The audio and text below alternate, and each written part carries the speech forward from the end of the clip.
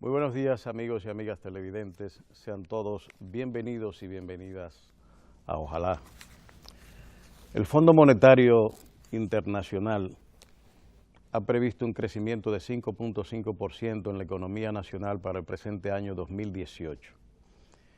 Pero simultáneamente ha hecho algunas observaciones sobre el comportamiento de la economía nacional, como son la necesidad de ajustes fiscales con fines de dar sostenibilidad a la economía y al Estado dominicano. Igualmente, ha señalado tendencias en el mercado internacional que apuntan a una reducción de la vida económica y quizás a afectar la sostenibilidad fiscal del Estado dominicano. Una de ellas se ha señalado el incremento de los precios del petróleo, y el otro también que hay que tomar en cuenta es que probablemente se den descensos en la inversión extranjera directa producto de las medidas tomadas en los Estados Unidos que buscan atraer hacia su territorio inversiones que de otro modo estarían esparcidas por todo el mundo. Sin embargo, es claro que el reconocimiento principal que hace el Fondo Monetario Internacional es de que la economía dominicana marcha bien, que está sólidamente estructurada y que necesita desde luego, y esta no es una observación nueva, sino que viene cursando desde hace varios años, desde incluso aquellos momentos en que se discutía la Estrategia Nacional de Desarrollo, de que el Estado necesitaba un nuevo mecanismo, una nueva metodología, unos cambios en su sistema fiscal. Algunos sectores apuntaban desde entonces y poco antes de que si bien era cierto que se necesitaba ajustes fiscales, igualmente había que hacer ajustes en la calidad del gasto.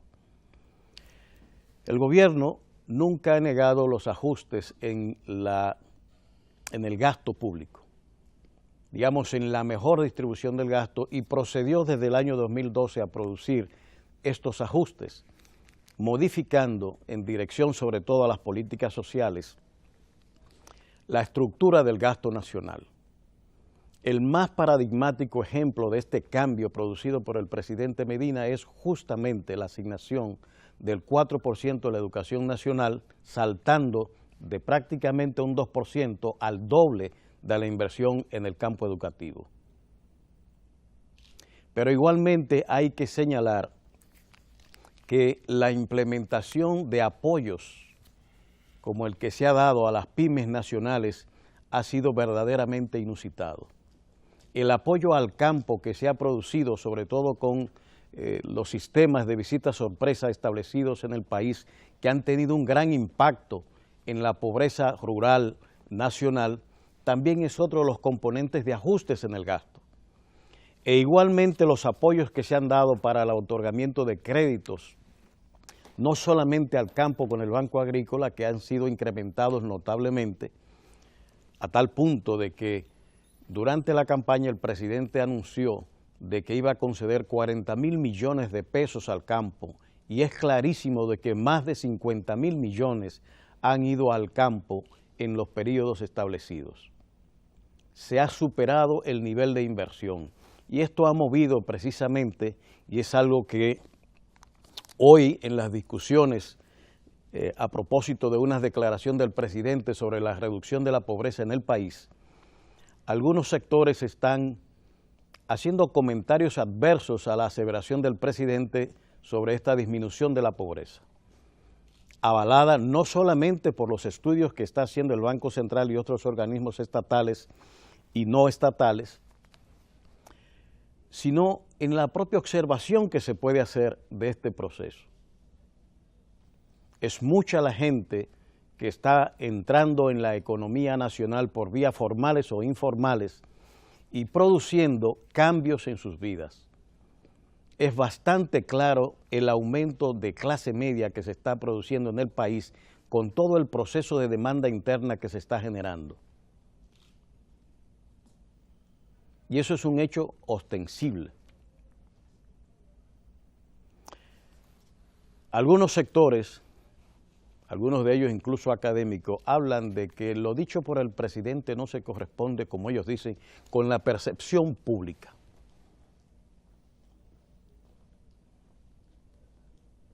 Mientras los estudios que avalan estos resultados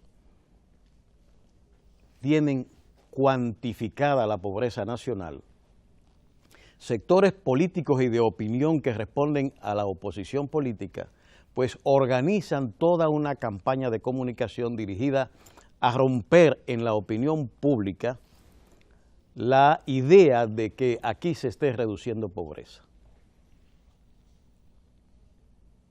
En la medida en que esta idea planteada por el presidente sea reconocida como ha sido y es por la población, indudablemente que otorga crédito y confianza no solamente al presidente, sino al gobierno nacional.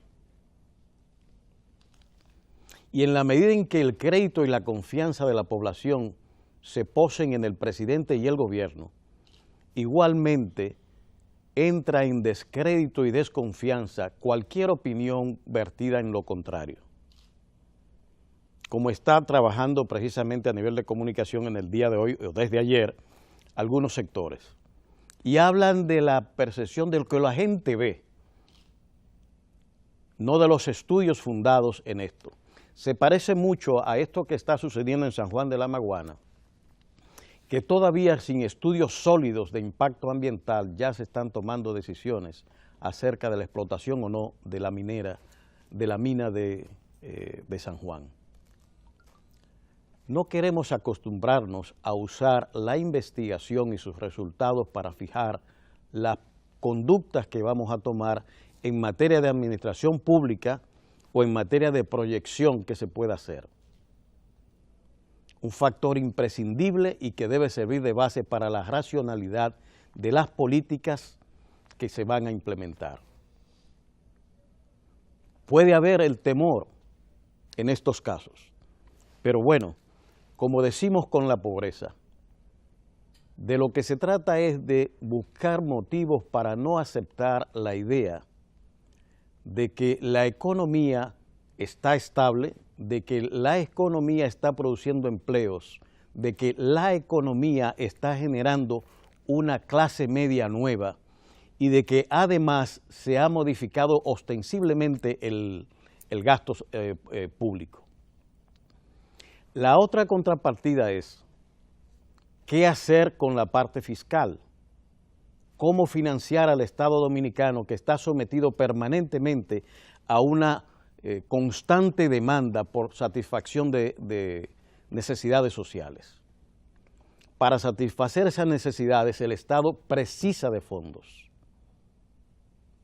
porque todo no lo tiene consigo, y mucho menos heredando un déficit fiscal que se ha venido desmontando en un periodo de 6 años prácticamente a un 2%, de 7 a 2%, pero conservando el proceso de crecimiento y de inversión.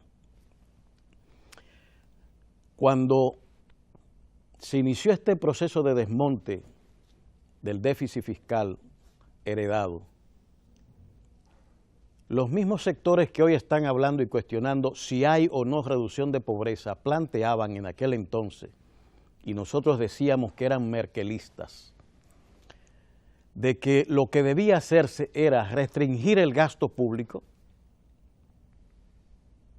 bajar el gasto y constreñir la economía nacional con fines de reducir el déficit. Aunque con esas medidas se produjera un aumento del desempleo a todos los niveles porque se iba a desestimular la economía y lógicamente se iban a producir, como era de esperarse, muchos desajustes y disgustos sociales y las calles se iban a llenar de protestas permanentes. Algo muy comprensible en la oposición que desde entonces maneja y manejaba el tema de la reducción del gasto como forma de controlar el déficit fiscal. Lo que se hizo es todo lo contrario.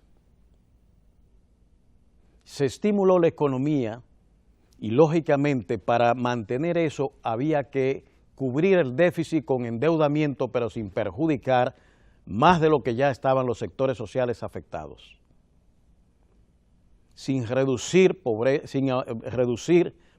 aumentar la pobreza y el desempleo, sin reducir las inversiones en educación y en salud y en otros sectores de infraestructura tampoco. Con esta política que desde luego ha producido un aumento del endeudamiento público, se ha podido mantener la gobernabilidad nacional, la estabilidad y el crecimiento.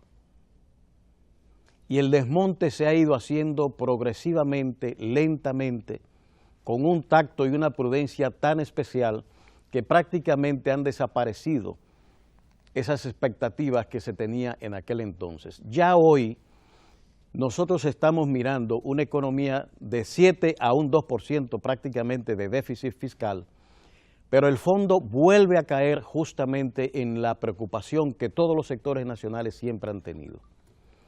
¿Cómo financiar el Estado Nacional para satisfacer la demanda social?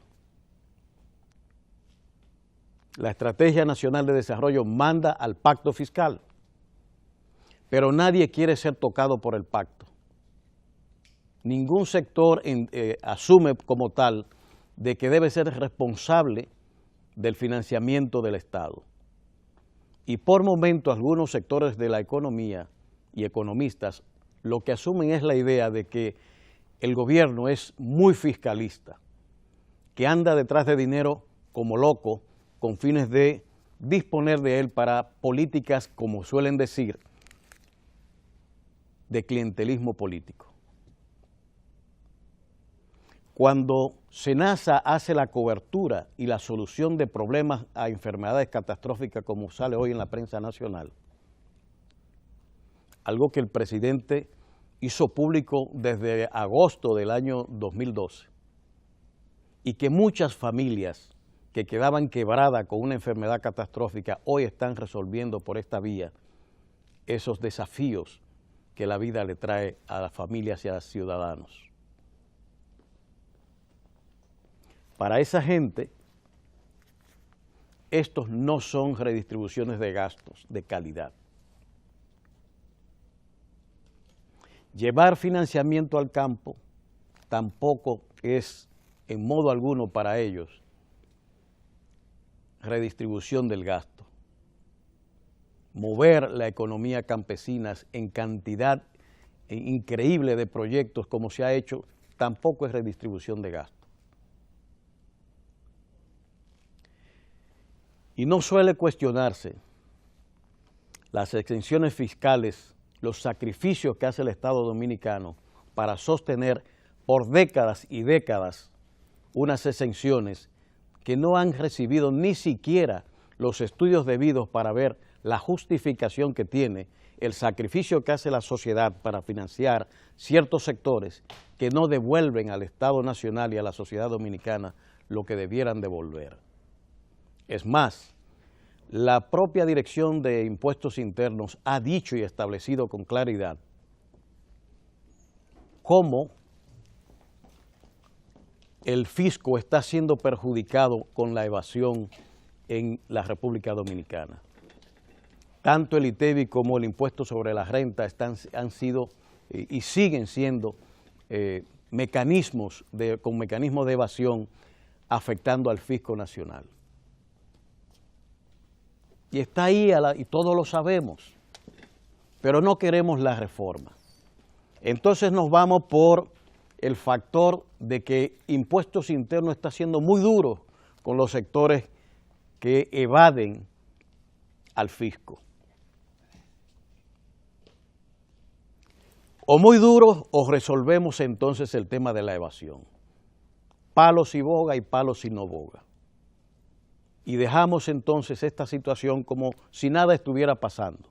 Y al final, de todas maneras, las líneas de comunicación que manejan van dirigidas a debilitar al gobierno, al presidente y al Estado en su demanda de ajustes fiscales. Y lo está haciendo mediante la convocatoria al diálogo, a establecer el consenso con fines de satisfacer esto que está diciendo el fondo hoy, según los medios de prensa, que hay que buscar definitiva solución al tema fiscal del Estado Nacional. Si crecemos, debemos aumentar los ingresos por todas las vías, pero también tenemos que ser duros con el sistema de evasión que todavía pervive en la República Dominicana. Bienvenido, profesor. La sábana hoy se le pegó mucho, le pegaron almidón. Es la gripe la que anda haciendo cosas. Ah, de almidón. Pero, mire, estará lloviendo mucho y estará la gripe creando estragos, pero el presidente anda por ahí inaugurando escuelas y inaugurando centros de atención a la primera infancia, los CAIPI, del Instituto Nacional de Atención a la Primera Infancia, el INAIPI. Eso es importantísimo. Y para los que no creen en la inversión que se está haciendo en combatir la pobreza en la República Dominicana, solamente tienen que contar cuántas escuelas, cuántos centros de atención integrar a la primera infancia, los CAIPI, cuántos se han entregado en la República Dominicana. Esa es la mejor manera de usted luchar y de usted terminar con la pobreza en la República Dominicana. Solamente invirtiendo en la educación se va a terminar definitivamente con la pobreza, ¿eh? Lo otro es paliativo, lo otro es puramente paliativo, remedial, la forma única, la definitiva de usted darle el palo a la pobreza es la inversión en la educación. La persona educada es la persona que está en mejores condiciones de resolver por sus propios medios, sus precariedades, sus problemas de pobreza.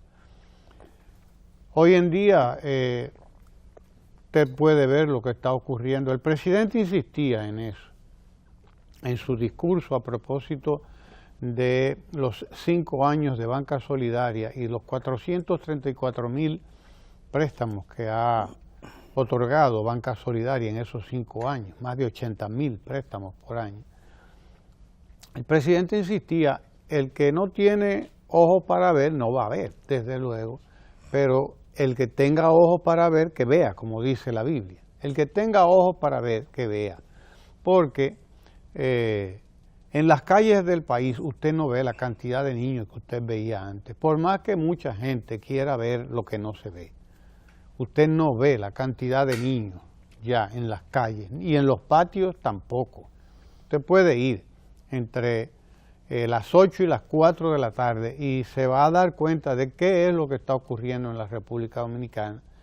Vamos rumbo a 1.300.000 niños en la jornada escolar de tanda extendida. Y solamente esa inversión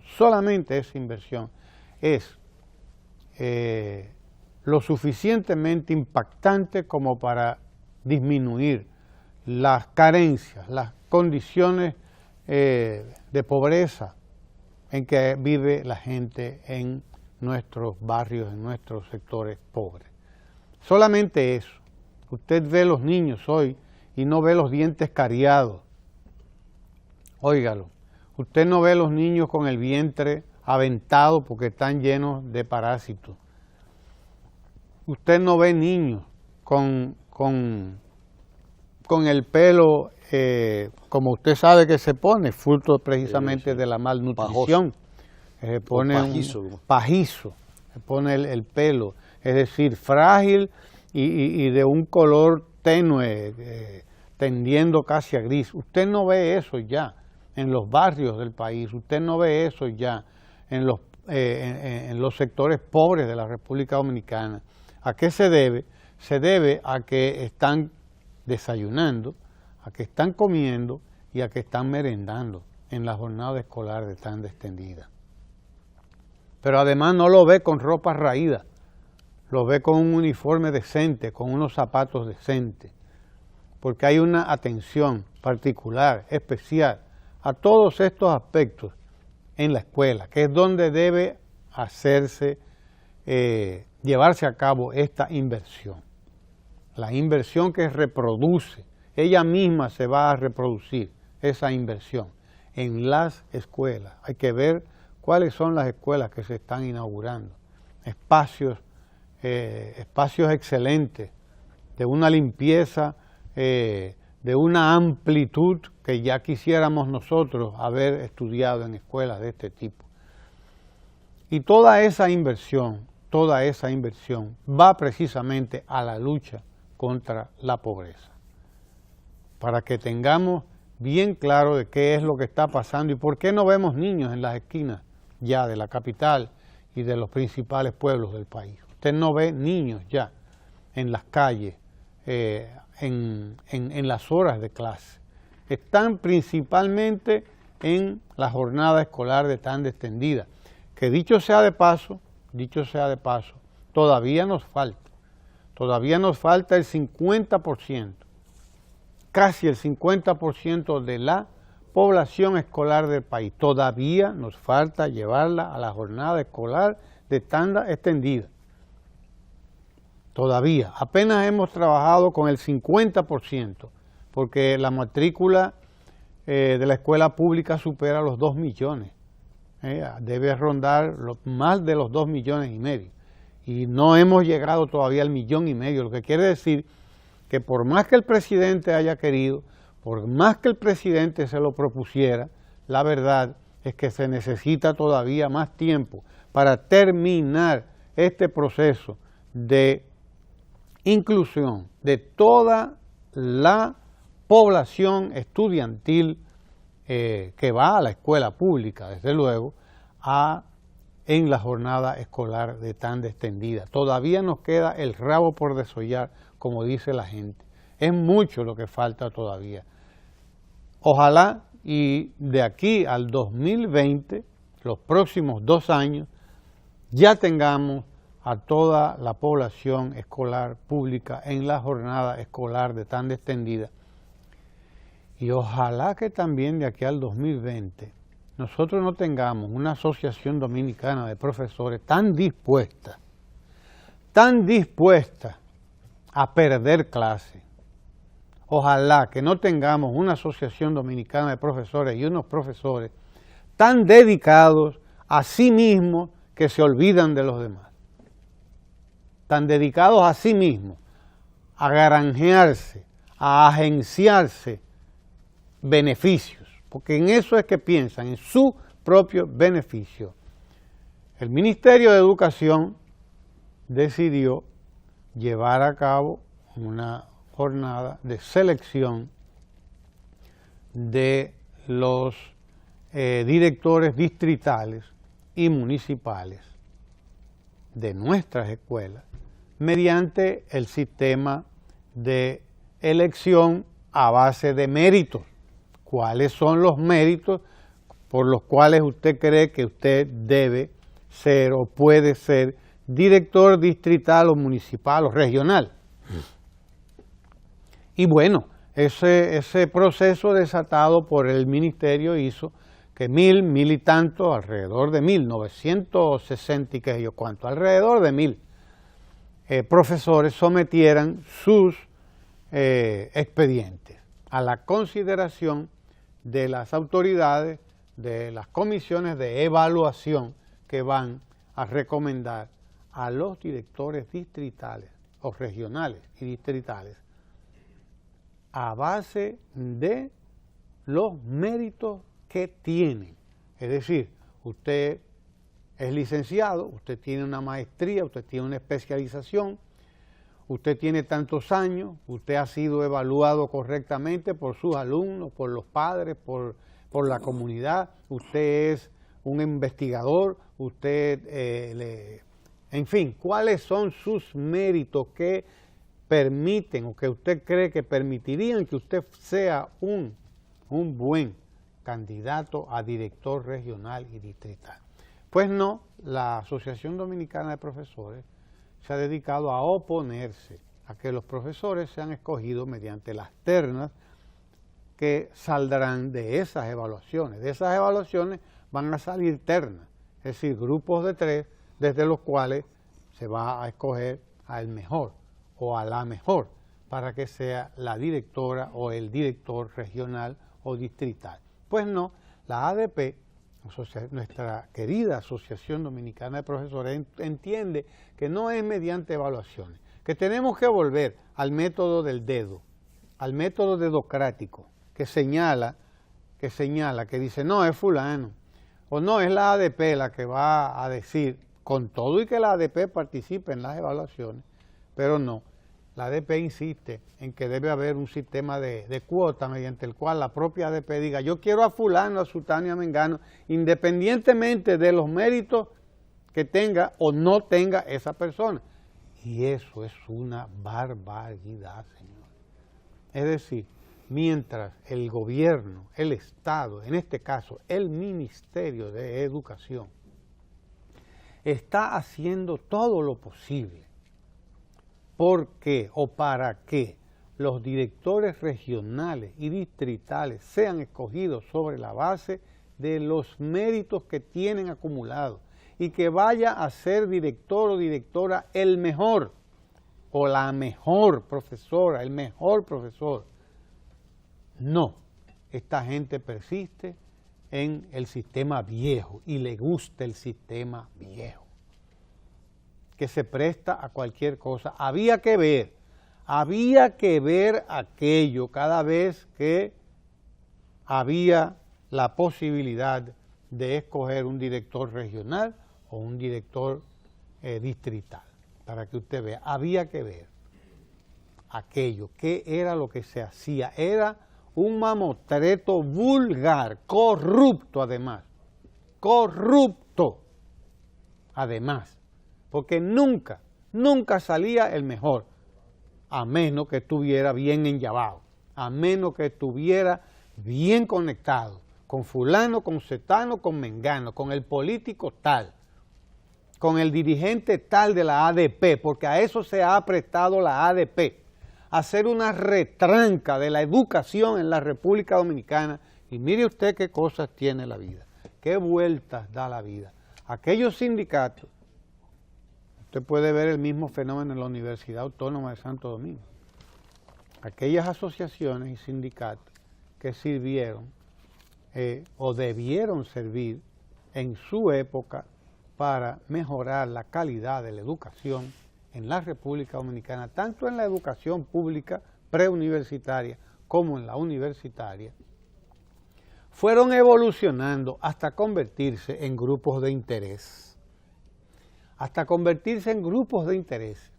Y ahora el poder que tienen, el poder que han acumulado, el poder que ha delegado en ellos la sociedad, lo están utilizando con los fines contrarios. Están utilizando ese poder para hacer negocio. Lo están utilizando para arrimar brasa para su propia sardina, como diría la Celestina. Arrimar brasa para su propia sardina. Es para eso que están utilizando el poder que tienen delegado en ellos, que ya se lo han abrogado ellos, se lo han arrogado, se lo han cogido para ellos, ese poder. Y mire usted de qué manera lo están utilizando, para impedir que nuestros alumnos vayan a recibir la educación en las escuelas. ¿Por qué?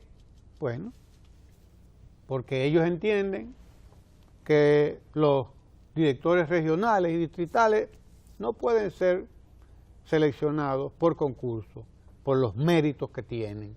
No, aquí hay una balsa de salta para atrás, que usted los va a evaluar y usted se da cuenta de que no tienen condiciones en la Universidad Autónoma y en la educación preuniversitaria por igual. No tienen las condiciones ni siquiera para ser profesores.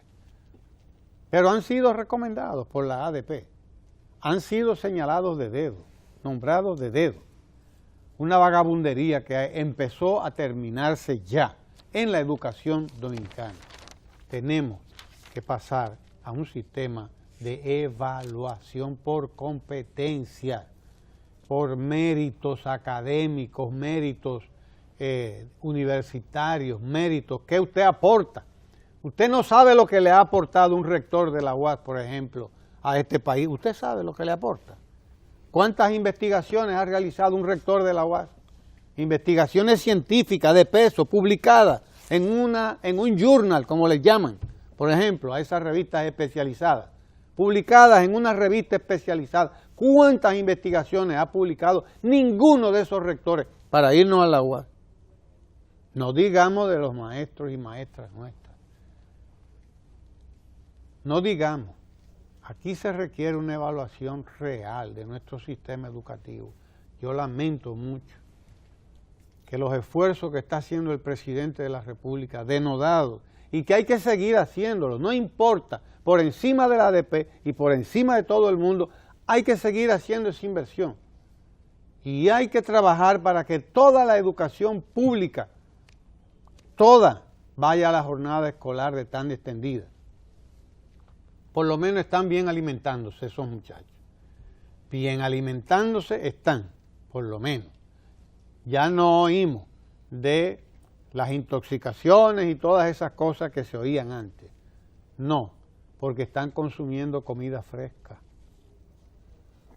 Están consumiendo comida fresca hecha ahí mismo, en el barrio, en la escuela incluso en algunos casos, en el restaurante, de ahí el restaurantico pequeño pero bien limpio, bien acondicionado, porque además tienen que cumplir con todas las reglas de higiene que exigen las instituciones internacionales, porque esto es un movimiento, un trabajo que está siendo supervisado por organizaciones internacionales también. No vayamos a creer que el presidente está inventando, no está inventando. Esto cumple con todos los estándares, en todos los sentidos de la palabra, con todos los estándares, con todas las exigencias, con todas las normas.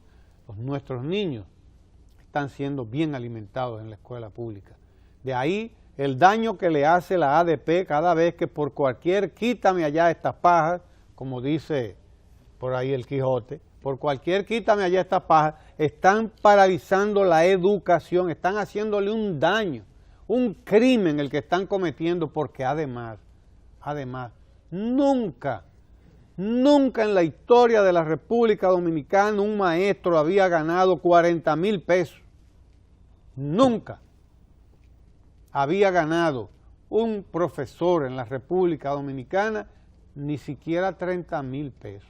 Para un profesor toparse aquí con 30,000 pesos, tenía que tener 3 tandas.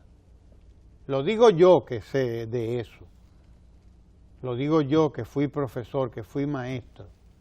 Profesor, para toparse con 30,000 pesos tenía que tener tanda en la mañana, en la tarde y en la noche, pasarse un día entero en un liceo, en una escuela, para que sepamos de qué es que estamos hablando. Hoy un maestro tiene una sola tanda escolar, que está en la jornada escolar de tanda extendida y está ganando 36, 40, 50,000 pesos, y hay profesores que están ganando por primera vez en su vida,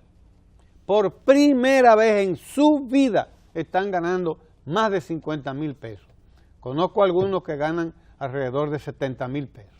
Por eso está produciéndose el éxodo masivo que hay ahora mismo de profesores desde la escuela privada hacia la escuela pública, porque por primera vez en la historia de la República Dominicana, por primera vez, y esto hay que repetirlo muchas veces, por primera vez en la historia de la República Dominicana, óigalo bien,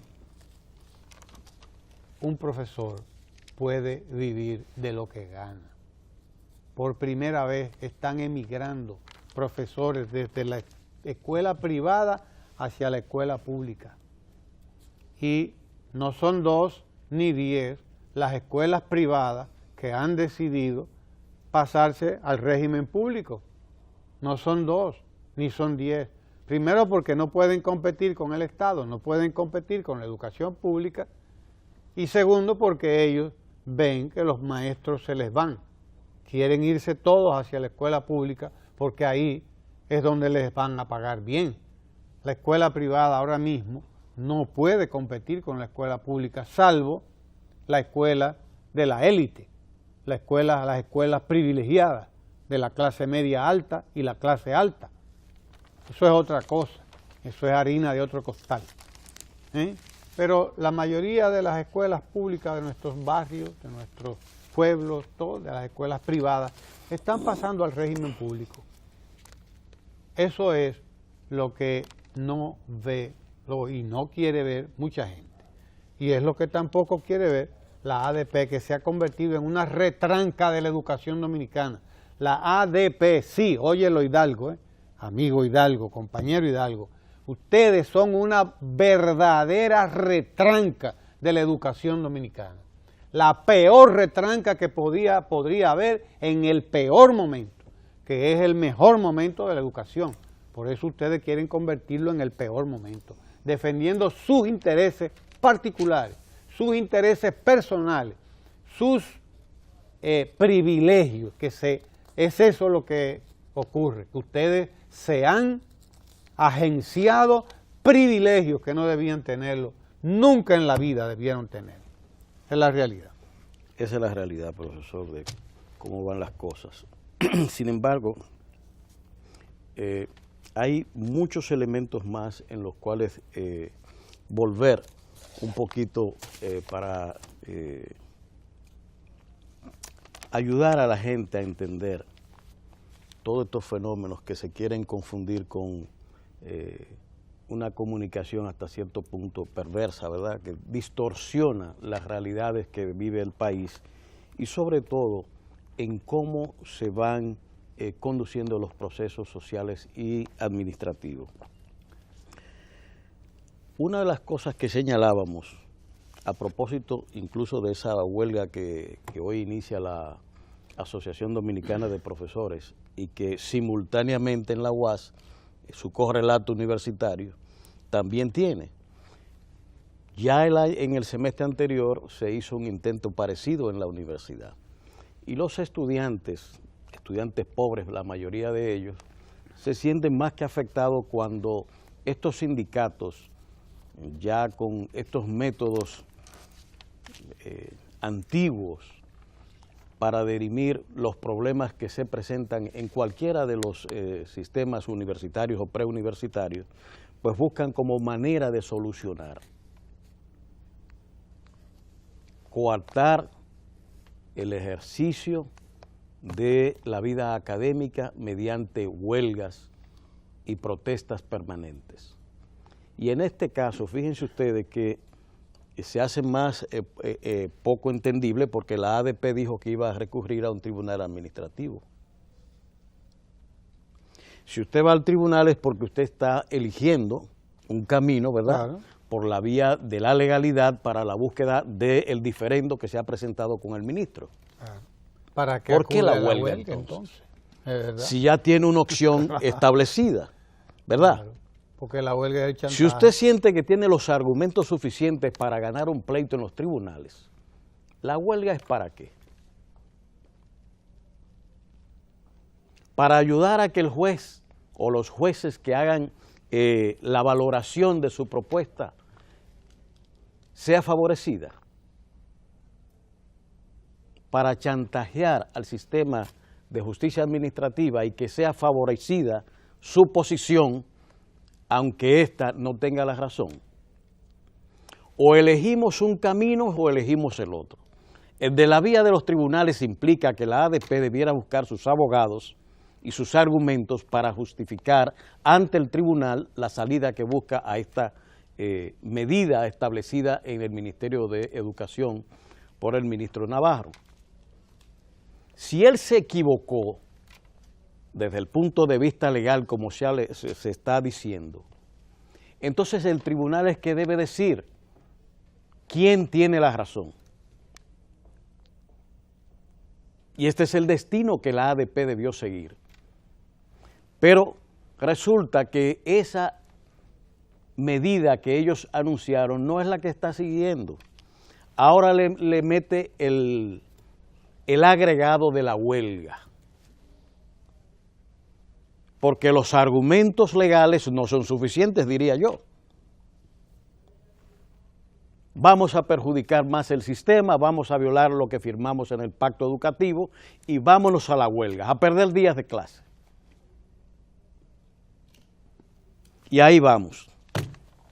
Mientras tanto, mencionaba anteriormente, profesor, en su ausencia, los ataques o comentarios que se están produciendo por la aseveración del presidente con relación a la reducción de pobreza en el país. No sé si usted ha visto incluso hasta un decano universitario y un candidato presidencial de la oposición que han dicho de que lo que el presidente dice, y no lo dice el presidente nada más, es que hay estudios del MEPID, del Ministerio de Economía y Desarrollo, informes del Banco Central, todos los organismos hablan de reducción de pobreza. Eso está bastante claramente establecido. Ahora bien, lo que no presentan es un estudio sólido que diga de que la pobreza en República Dominicana no está bajando, ¿verdad? Sino que dicen, vaya usted a ver, de que eso no se corresponde con lo que la gente entiende. Y esos son economistas y científicos que están dando esta opinión. Y así vamos, lanzando a la opinión pública bolas de humo con fines de confundir el entendimiento de la gente sobre las cosas que están pasando. Lo que pasa es que la gente es más sabia que todo aquello y sabe, y usted lo puede ver en todo el bullicio económico que hay en el país, de cómo van las cosas. A pesar del ADP y a pesar de estos comentaristas y científicos, cienciólogos, se pudiera decir, que viven permanentemente elaborando en cómo confundir las cosas. Sigamos adelante, profesor, que tenemos todavía muchas cosas pendientes por ahí. Lo que pasa es que aquí hay gente que entiende que la lucha contra la pobreza solamente usted se va a dar cuenta de que la pobreza ha disminuido cuando la gente de la noche a la mañana tenga un carro nuevo parado al lado de la casa. O sea, ya, pero mira, ahora sí se notó. Sí. O sea, eso es lo que la gente cree. Mucha gente, muchos de estos sabiondos, ¿no?, creen que la reducción de la pobreza es un tema que cuando dice, miren, redujimos la pobreza, quiere decir que es el vecino. Que es el vecino, sí, que él veía que era un pobre o que van a desaparecer de la noche a la mañana todos los barrios pobres. Sí. Así, con una varita, ¡pam!, y desaparecieron. O sea, no ven los procesos, no ven los procesos. La directora de Banca Solidaria explicaba que en 5 años esa institución ha facilitado financiamiento por el orden de los 434,000 préstamos. Cuando hablamos de un préstamo de esta naturaleza, estamos hablando del Banco de los Pobres, de Banca Solidaria, estamos hablando de financiamiento para trabajo, porque Banca Solidaria no presta si no es para trabajo. Banca Solidaria no presta si usted no lleva una idea concreta que usted va a realizar, que usted quiere realizar. Y lo manda si es necesario al centro PYME, pequeña y la mediana empresa, micro, pequeña y mediana empresa, para que le den asesoría y para que le garanticen que la inversión que usted va a hacer sirve para algo y no le va a meter en un problema. Pero no solamente eso, además de la asesoría, con la factibilidad ya que se demuestra de la idea que usted tiene y de la asesoría que se le entrega, el financiamiento que se le entrega es un financiamiento a un 8% anual, a un 10% anual, en el peor de los casos a un 12% anual, que es un 1% mensual. 1% mensual. Y cuando usted tiene la posibilidad del financiamiento, usted tiene la posibilidad de su negocio, usted tiene la posibilidad de crear un empleo, no solo el suyo, sino también el de otro, o el de otros más, pues usted indudablemente está dando un salto. Y ese salto lo saca a usted de la pobreza.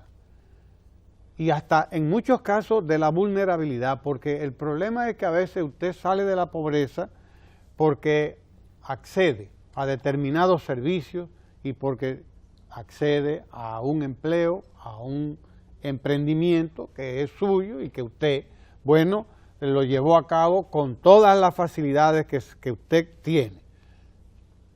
Pero usted está en una línea todavía, una línea delicada, que cualquier resbalón lo hace volver para atrás. Entonces lo que hay que hacer es seguir trabajando para que usted no regrese a esa condición que antes tenía.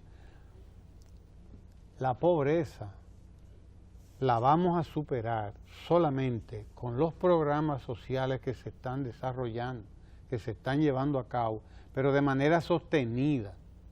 En 10 años probablemente, con el nivel de inversión que hay actualmente de parte del Estado, con las políticas públicas que se están llevando a cabo ahora mismo, que ha permitido que más de 1 millón de dominicanos hayan salido de la pobreza, con esas mismas políticas nosotros vamos a superar definitivamente la pobreza. Con esas políticas. Por eso hay que continuarlas, por eso hay que fortalecerlas, por eso es que no se puede disminuir el nivel de la inversión. Por eso es que hay que exigir un pacto fiscal ahora, mañana o pasado, cuando sea, pero un pacto que dé sostenibilidad a esto, si queremos salir definitivamente de la pobreza. Y le vamos a quitar de las manos un tema a esta gente, porque van a tener que buscarse otro tema, pero ellos lo encontrarán. No se preocupe que lo encontrarán, lo van a encontrar porque aquí hay gente dedicada a eso, en cuerpo y alma, a eso, a encontrar todo lo malo que somos los dominicanos, todo lo pobre que somos los dominicanos, todo lo incapaces que somos de reponernos y de sobreponernos sobre nuestras condiciones y sobre todo este pesimismo histórico, secular. Hay gente dedicada a eso, a vivir de eso, de reconcomerse, como dicen los españoles. Mire, ayer, a propósito de eso, hubo una matanza, otra más, en los Estados Unidos. Uno no tiene más que decir, bueno, a Dios que nos coja confesado, Así es. Porque lamentable la sociedad norteamericana es sacudida con una frecuencia lamentable, tan lamentable, sacudida por una tragedia. Ayer fueron 15, 16, 17 muertos. 17. Y una cantidad parecida, casi igual, de heridos. 17 muertos y 15 heridos, eso es una guerra, pero eso lo hizo una sola persona. Y antes de eso vimos lo que hizo otra sola persona en otra escuela que mató 22 niños. Y vimos a otro que se metió en una discoteca y mató a 20 y tantos más hace 1 o 2 años. Es una cosa realmente espantosa la que está ocurriendo en esa sociedad. Es una situación de una patología tremenda, o unas patologías, ustedes los médicos sabrán de eso, que hacen que uno pues vea, contemple, horrorizado estas cosas, lamentablemente. Esa es es para uno lamentarse realmente, lamentarse y pensar que para que usted vea que la tragedia no es aquí nada más que está, la tragedia ocurre donde quiera, la tragedia está presente donde quiera. Eso para los que creen, lamentablemente, que nada más es aquí donde usted ve que ocurre una cosa como de la que se ha estado hablando tanto en estos días. Mire, nosotros tenemos a nuestros invitados de la agenda municipal. Así compañera Francis Jorge, que está ahí con un invitado especial que ella trae hoy para acá, que no es nada más y nada menos que don José Roldán Mármol, que es un cantautor y un gran emprendedor cultural, un gran movilizador, un gran acompañador, un gran facilitador en nuestros barrios, en nuestros pueblos, de ese movimiento cultural dominicano, tan imprescindible también para que salgamos de la pobreza, porque la cultura también sirve para eso, para que superemos nuestro estado de miseria, de pobreza cultural, porque una cosa es la miseria material y la otra es la cultural. La cultural viene usualmente acompañando a la miseria material, que tiene un impacto grave en los cerebros de la gente, gravísimo. Pero Roldán Mármol es de los que están, o de quienes están dedicados precisamente a acompañar a nuestros pueblos en su crecimiento en términos culturales y a dar el valor que tiene, a reconocer el valor que tienen nuestros pueblos como creadores, creadores que lo son, por encima de todo lo que dice toda esta cosa que todos los días viven enrostrándonos a nosotros lo malo que somos, lo deficientes que somos. Hay otra gente dedicada a decirnos no. El pueblo es un gran productor de riqueza, el pueblo es sabio y el pueblo es el hacedor de una cultura magnífica, bella, extraordinaria, que se pone precisamente de manifiesto en esta época para los carnavales. Hablemos, conversemos con Francis Jorge y con Roldán Mármol ahora mismo aquí ojalá en la agenda municipal que hoy se torna agenda cultural.